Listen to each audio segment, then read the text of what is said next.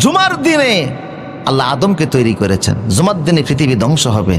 জুমার এতটা গুরুত্ব, আল্লাহ পাক বলছেন ইজা নুদিয়া লিস-সালাহ মিন ইয়াউমিল জুমআহ, জুমার দিন যখন ডাকে, কোনো কাজ নাই, সরাসরি মসজিদের দিকে দৌড়াও।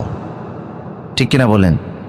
আল্লাহ রসুল বলতেন কেউ যদি জুমার দিনে আগে আগে মসজিদে যায়, ও দানা মিলাল ইমাম, ইমামের কাছাকাছি গিয়ে বসে, ফাস্তামা আল খুতবা, মনোযোগ সহকারে বক্তব্য শুনে, এই লোক বাড়ি থেকে মসজিদ পর্যন্ত যেতে যত কদম পড়েছে, প্রত্যেকটা কদমে 1 বছরের নেক আমল করলে, রোজা রাখলে, নফল নামাজ পড়লে যে সওয়াব হতো, জুমার দিনে মসজিদে 1 কদম দেওয়ার কারণে 1 বছরের সওয়াব আল্লাহ তার আমল নামার ভিতরে উঠায় দিবে।